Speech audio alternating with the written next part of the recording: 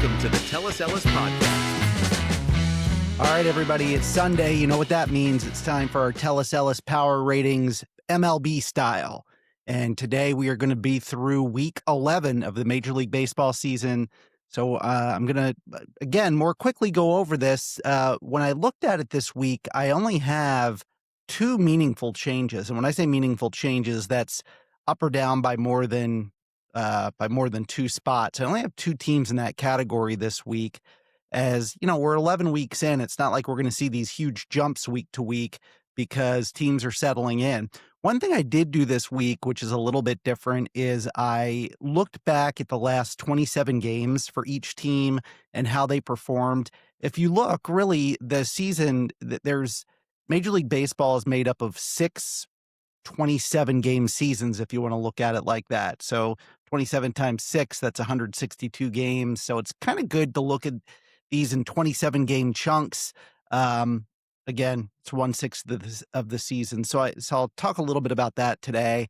I also today want to get into the UFC 250 card, Freedom 250 card tonight. I do like UFC. I can't say I watch every event, but certainly the bigger events, and I would watch more if I had time to do more. It feels like I'm doing so much with the wrestling side of things, which I also want to talk about just briefly. But yeah, I want to get into that a little bit as well. So let's get into it here in a second. Before so, again, if you enjoy the podcast, please subscribe on Apple Podcasts, Spotify, YouTube. Just click the subscribe button. I think I'm up to 28 subscribers or something like that.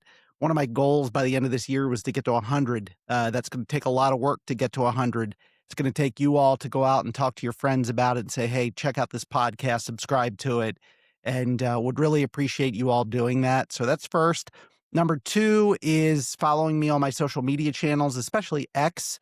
That's at Tell Us Ellis HQ. You can find me on X, Instagram, and TikTok. Again, TikTok, Instagram, I don't do much. Hoping to do more there, but for right now, I'm not doing much. But X, I post pretty frequently. And then if you have questions for me, questions about the show, criticisms, want to challenge me on something, want to join the show, feel free to email me, jamie@tellusellis.com. So without further ado, let's get into week 11 of the MLB baseball season.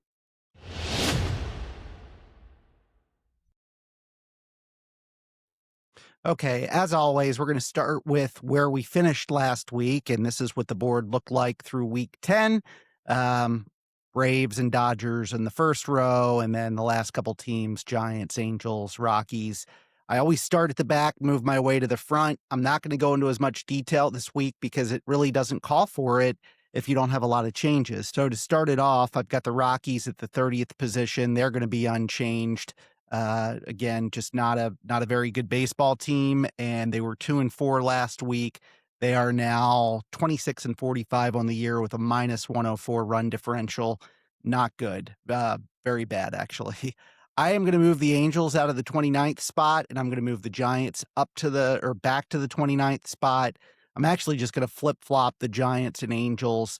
The Angels had a pretty good week last week. They were 5-1.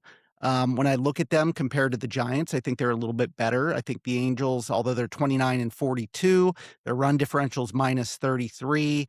The Giants have a slightly worse record at 28-43, but their run differential's -60.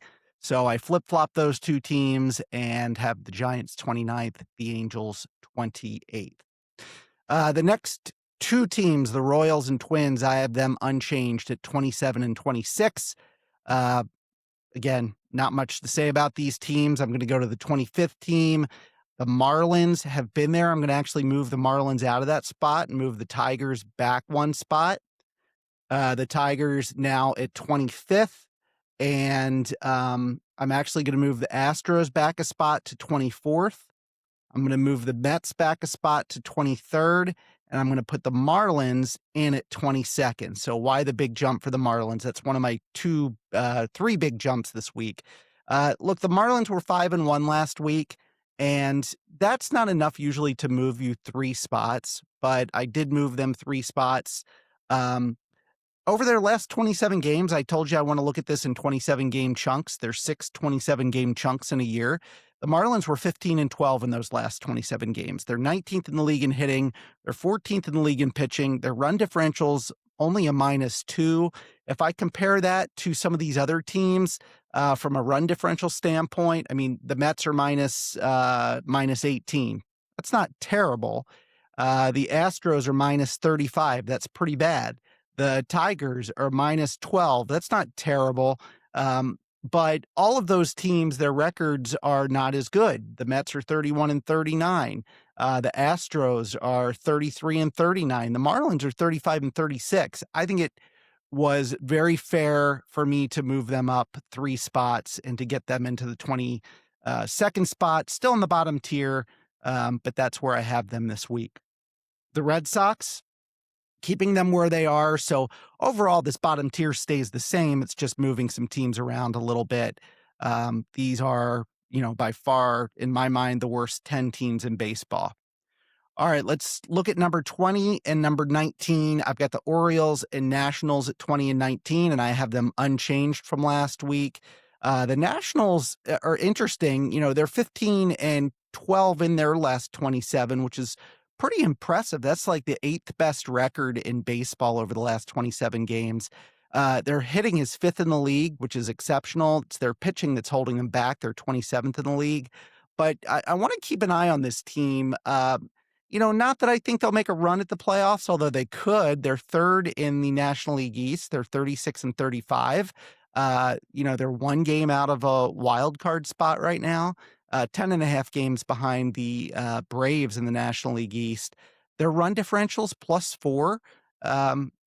They've played pretty well. I think they've played much better than I thought they would, and they're a team worth watching. So I'm not going to say anything about the Orioles. When I look at them over their last 27 games, the Orioles are playing around 500. They're 14 and 13. Feel like they are playing a little bit better, but I still don't think they're one of the better teams in baseball right now. All right, so now we look at the number 18 spot, and I'm going to take the Athletics out of 18, and I'm taking the Reds back to number 18, okay? And this is one of my 3 big moves of the week, by the way. I've had the Reds up in the 2nd, 3rd tier at different times throughout the season. I've had them in the next to last tier the last week or so. Look, they're not a good team right now. They started out strong, but they're not a good team right now. In their last 27 games, they have the 24th worst record in baseball. Am I saying that right? They have the 24th record in baseball out of 30 teams. They were 11 and 16 in their last 27 games. When you look at the underlying stats for this Reds team, they're 33 and 36 overall. They're 3 games behind in a wild card spot, which doesn't sound bad. Their run differential's -55. That's one of the worst in baseball. And like I said, their last 27 games, they're 11 and 16. I just don't think this is a very good baseball team. And so I made the decision this week to move them back to number 18. Number 17, I'm going to move the Athletics up 1 spot to number 17. I don't have a lot to say about this team other than they had a great week. They were 5-1 this week, which is really good. Right now, they stand in 2nd place in the American League West. They're only 1 game behind the Mariners in the American League West. They are in a wild card spot right now. A couple things I don't love about the Athletics. First of all, if you look at their hitting, they're one of the best hitting teams in baseball. They're 4th in baseball in hitting, but they're 25th in pitching. And you kind of expect that. They play in Sacramento right now. Ball flies out of the park there. One of the things I really don't like about them, though, is their run differential. They're -37 despite being at a 500 record. That tells me that they're playing above their skis right now. If you look at their their Pythagorean run-loss record, basically what their win-loss record should be based on how they're playing, based on how they're scoring against their opponents, it would say that their record should be 31 and 39, yet they're here 35 and 35. So again, playing above their skis. So I'm even though they're playing 500 baseball, putting the Athletics at the 17th spot. And yes, I know they would be in a playoff spot if the season ended today, but that's where I have the Athletics right now. All right, number 16, I'm keeping the Rangers where they are. I will say that, they're 34 and 36. Their run differential's +4. They're 23rd in hitting. They're 7th in pitching. They're not a bad team. They're actually not playing very bad either. I think they're actually playing pretty good. Now, if you look at their last 27 games, they're 13 and 14, so playing around 500. Um, it's they're just hanging in there. And in this division, they're 2 games out of first place. If the season ended today, they'd be 1 game out of a wild card spot. I think this is a team that just is going to hang around and could surprise us by year's end. What a lot of my followers might like is that I'm going to move the Diamondbacks back to 15, which means the Rangers and Diamondbacks, again, are right there beside each other. This is my Diamondbacks Rangers theory that they should always be together. The Diamondbacks, I moved them back a spot. This last week, they were 2 and 4. They didn't have a very good week. They're 14 and 13 in their last 27. If you look at them overall, they stand at 35 and 35. They're a game and a half out of a wild card spot. They're 9.5 out of the Dodgers in the West. But again, these two teams, the more they hang around, the more I get worried about them. And if they get to the playoffs, these are the types of teams that can be nitpicky and just wear on you a little bit and potentially win a series or two. Diamondbacks 26th in the league in hitting, and in pitching, they're 17th in the league. So again, just keep an eye on the Arizona Diamondbacks. All right. As for 14, I'm moving the Blue Jays back to 14, and I'm moving the Padres back to 13. Don't really have a lot to say about these two teams other than, they continue to just be pretty bland. The Blue Jays, every time I think they're making a run, they don't. They're 34 and 37 on the year. They're minus 17 in run differential. Yes, they're only a game and a half out of a wild card spot, which, by the way, the Orioles are only 2 games out of a wild card spot. So keep that in mind. But when I look at the Blue Jays, they are 15 and 12 in their last 27, which is interesting. So playing a little bit better. But I just kind of find them to be pretty dull right now. Not as dull as the Padres. The Padres got out there to a great start. They're now 36 and 33. The run differential's minus 13. They're the worst hitting team in baseball. 658 is their OPS. So not a very good hitting team. Now their pitching's pretty good. They're 10th in the league in ERA at 3.93. But, these two teams, I haven't seen them do much. They're teams that could, the Blue Jays, I think, are a team that could move up and move up fast. I don't think the Padres are going to do it. I just don't. I think they'll be where they are, maybe move back a little bit. That's just where I have them. All right. So who's at number 12? I am moving the White Sox up to number 12, and this is my last big move of the week. That brings them up 5 spots from last week. Last week, they were 17th. This week, I have them at 12th. I have got to start taking this team seriously. Last week, they were only 3 and 2. At least it was a winning record, right? Hey, if you win 3 out of every 5 games, you're going to be playing 600 baseball. You're going to win 97 games. You're going to be a division winner. If not a division winner, definitely a playoff spot. So I'm not trying to say only being 3 and 2 is bad. It's actually not bad at all. Their last 27 games, they're tied for the 4th best record in baseball at 16 and 11. They're 7th in the league in hitting. Surprisingly, they're 20th in the league in pitching, which is, I think, positive considering they don't have a lot of good starting arms. And I think it's impressive that they're 20th. Their run differential's plus 10. So how can I not like this White Sox team? How can I not give them some love? I've got to put them in the first 3 tiers of my pyramid, and I've done that by putting them 12th. So there for the Southsiders that are fans, I'm giving the White Sox a little bit of respect here. All right, I'm moving the Cardinals out of the 11th spot, and I'm moving the Pirates back to number 11. The Pirates 2-4 in their last in this last week. 12-15 over their last 27. Their run differential is still plus 16, but that's a little bit of a misnomer because that has melded away. They were, I think, close to plus 60 in run differential, and now they're down to plus 16. Haven't been playing great baseball. Now, they're sixth in the league in hitting, and I still like that. Their pitching has fallen off. They're 19th in the league in pitching. They've had some injuries. Connor Griffin's been out, which is not good. Um, I hope this is a team that comes back and makes some moves and gets back in the race. They are only a game out of a wild card spot, which is really great. But this is a team that they've kind of struggled a little bit lately, and I think that I'd like to see them make some improvements here. All right, so I've got them at number 11. Number 10, I'm going to move the Cardinals up a spot to number 10. I would have never thought this at the beginning of the year, and I think I say this every week now. The Cardinals last week were 4-2. Their run differential is now plus 13. They're 12th in the league in hitting, 16th in the league in pitching. That's pretty damn good. They're 14-13 in their last 27. That's just above 500. But this team is pretty darn good. I mean, their record right now is 38-30. That's 8 games above 500.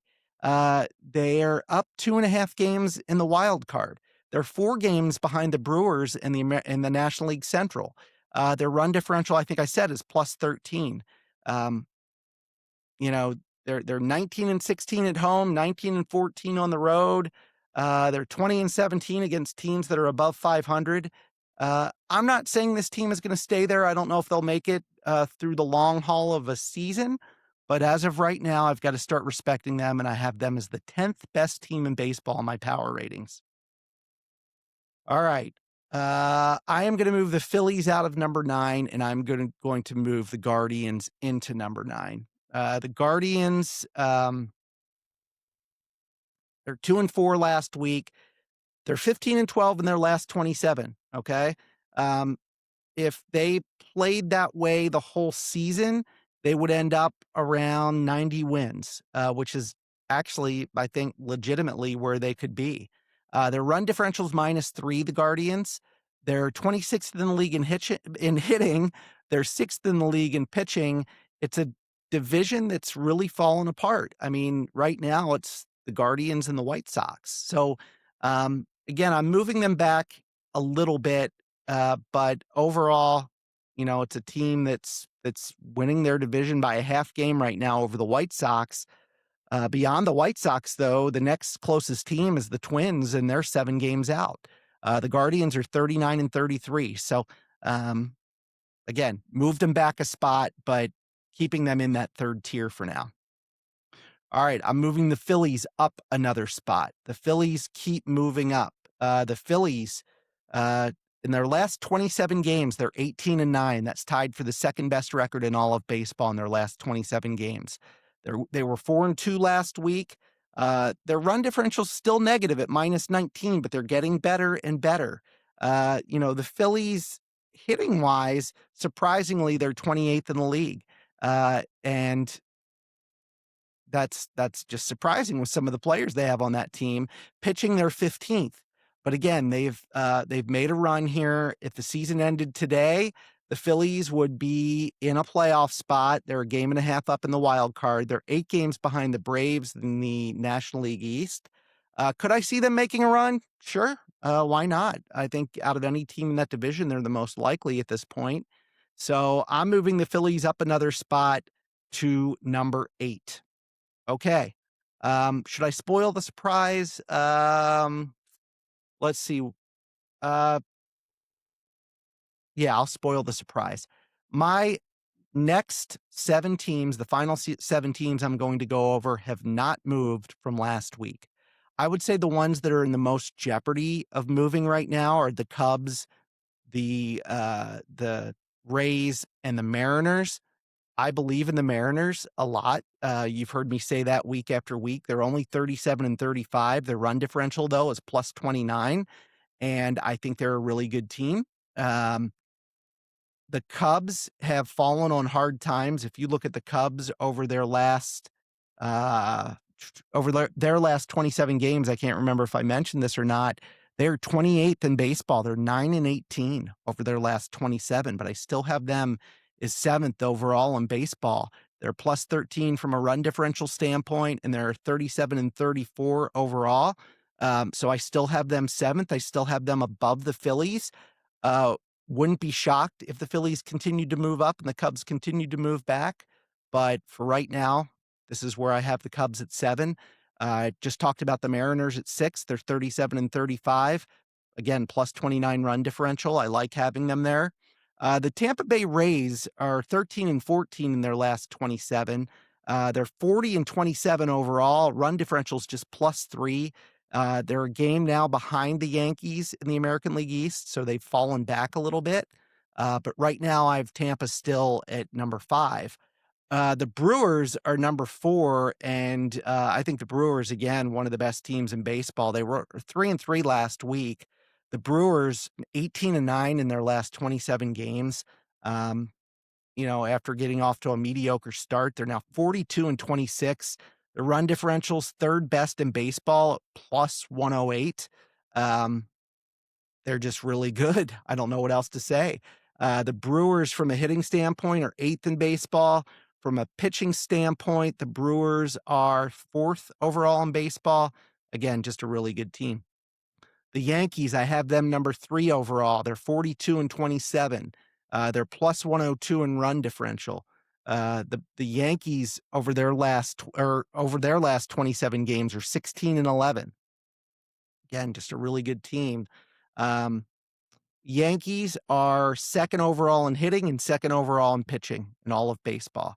So Yankees, the real deal. I keep them at number 3.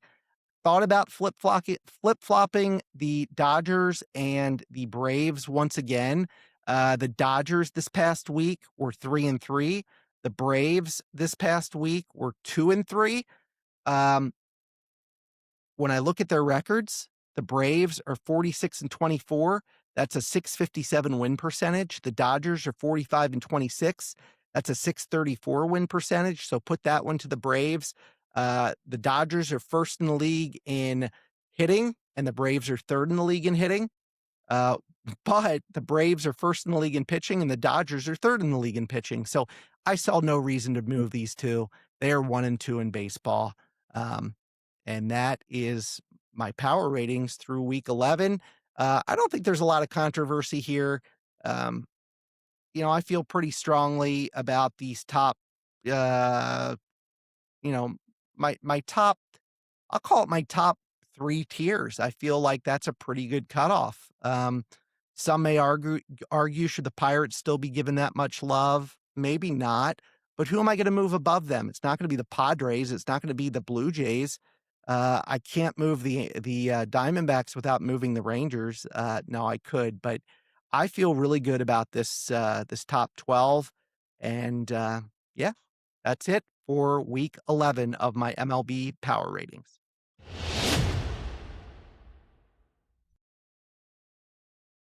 Okay, I want to talk just a little bit about combat sports for a couple minutes. I have started a Patreon site. Some of you may have seen it. I don't know if I'm sticking with it. I don't know what I'm doing with it. I've been putting out this content that are called briefs. They are a summary of what's going on in the world of wrestling, the top stories of the day in wrestling. And, I do that by looking through a lot of different wrestling news sites, accumulating the information, seeing some common threads across the information between different sites, put out a lead story, and then put out some other secondary stories. And then I always try to recap the events from the day before or maybe 2 days before. Uh, for example, Raw, what happened, what were the matches, who won, who lost. So I've been doing that pretty much on a daily basis, although, again, I'm not committing to doing a daily newsletter. Um, Tomorrow, I'm going to release my first weekly newsletter, which is going to be very much more in depth. It's going to have, again, the biggest news of the week. So summaries of some of that stuff that already came out this week, but more common threads through it, a little more of my voice in there of what does this mean to me? So I want to bring my perspective to that. The briefs that I've been giving out daily have just been the news, not a lot of what I think about it. So I want to add my 2 cents to it. Then I'm also going to go over all the matches for the week again, but I'm going to give you my ratings on those. I'm going to tell you a little more about what happened in each of those matches. And again, I'm going to give you my ratings. These are my proprietary ratings. I score it in a number of different categories. And I think that's the real value of the newsletter. It gives you a chance to see who's doing really well, who's not doing as well. What are the best cards out there? What are the best promotions? I'm hitting the big ones, and sometimes I'll pull in some smaller ones, but uh, anxious to get that out the weekly, and then we'll see where we go from there. If you want to follow any of that content, go to patreon.com and do a search on creators and look up Tell Us Ellis, all, 3 separate words, Tell Us Ellis, and you'll find my page. Please join, subscribe. You'll get an email every time new content comes out.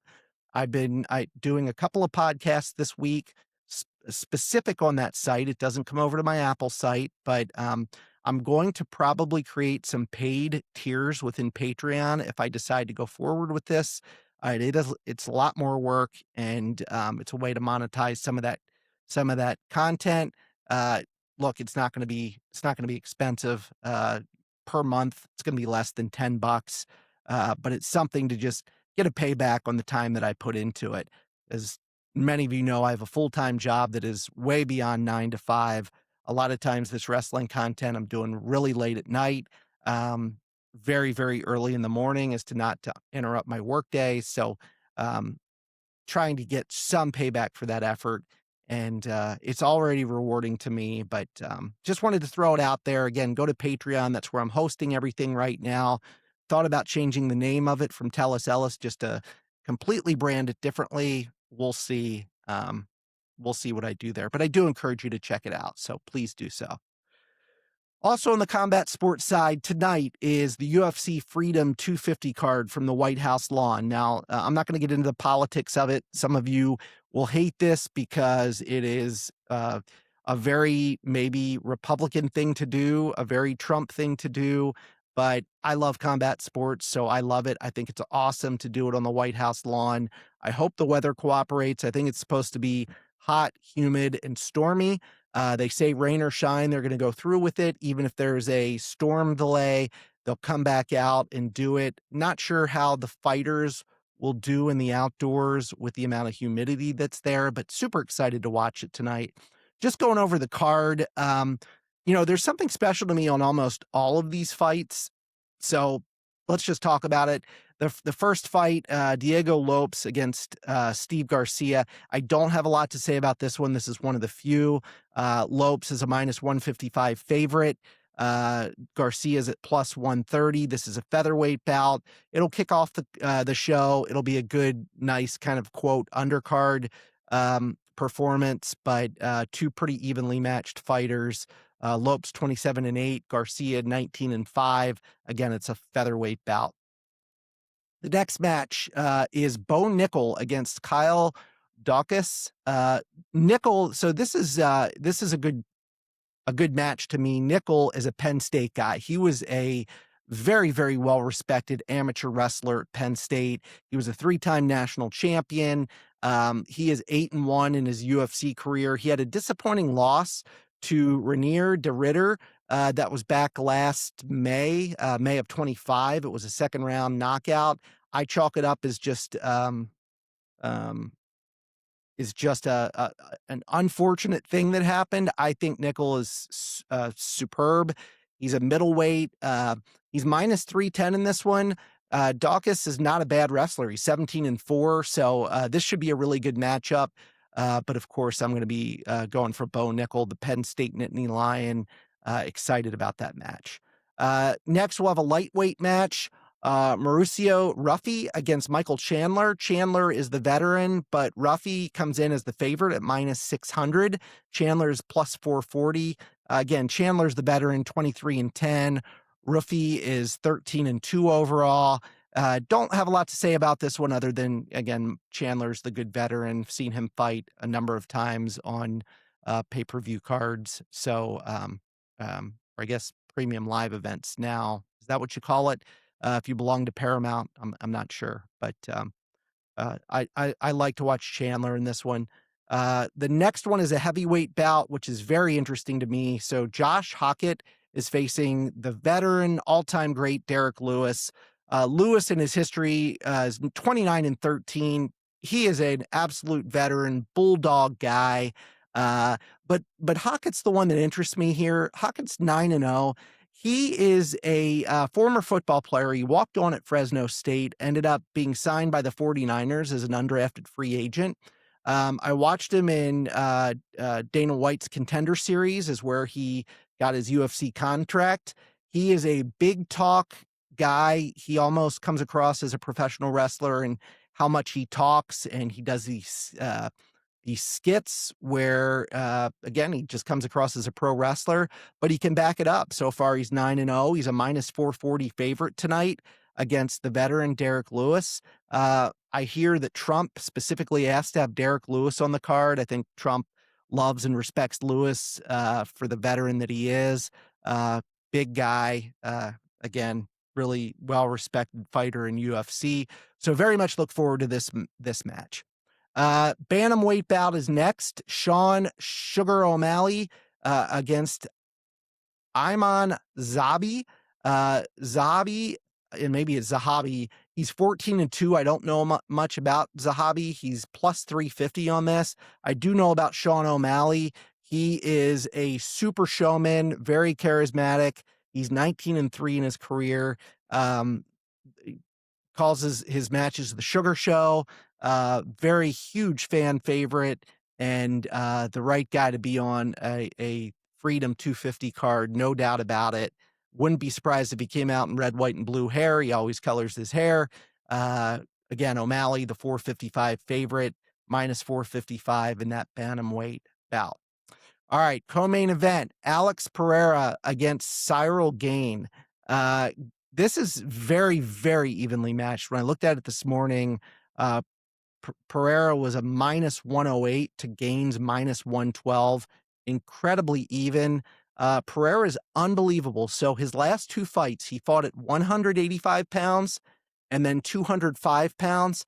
He weighed in at this match at 251 pounds. So that's what, 66 pounds greater than what he was 2 fights ago. And he's going up against Gane. Gane is 13-2 overall. Pereira is 13-3 overall. This is a heavyweight bout. Would be very interesting to see Pereira win this one. The heavyweights are a little bit lacking right now. If Pereira wins, I could see a Hockett match coming up, really against either of these guys, Gane or Pereira. So heavyweights coming into focus here in this Freedom 250 card. And then the main event, the best wrestler pound for pound, arguably, in the UFC, Ilia Topuria, 17-0. This is the lightweight main event. Topuria against one of my favorite UFC fighters of all time, Justin Gaethje. Gaethje 27-5. I had the opportunity to see him fight at the T-Mobile Arena back, I don't even remember when it was. This was pre-COVID, I believe, maybe 2017, 2018, something like that. He fought his first match, and just an incredible fighter. He takes a lot of blows and just stands tall. But this is going to be a really tough match for him. Again, Topuria is one of the best fighters pound for pound in the world. Gaethje's at a plus 400 underdog. Topuria is at minus 550. Should be a really, really good match. Glad to see Gaethje on this card, main eventing it. Again, really top to bottom, a top-notch card. This one doesn't get underway till 8 o'clock, and you've got 4, 5, 6, 7 matches. This one's going to go late on a Sunday. I'm surprised they didn't have it on a Saturday, but it's going to go late on a Sunday. But really excited for it. And I encourage you, even if you're not a UFC fan, just check it out. Uh, I've really learned over the years to respect UFC. In addition to professional wrestling, this is the real thing in the octagon, um, and it's a chance to watch it. I think the first couple bouts are on CBS. Then, if you have a Paramount subscription, you can go over there, or a prescription. But again, should be a really good night. That is all I have for the combat sports side of things, on top of the MLB Power Ratings.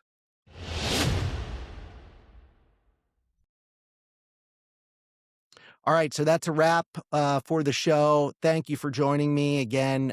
Make sure you subscribe on my podcast feeds, whether that's YouTube, whether that's Spotify, whether that's Apple Podcasts.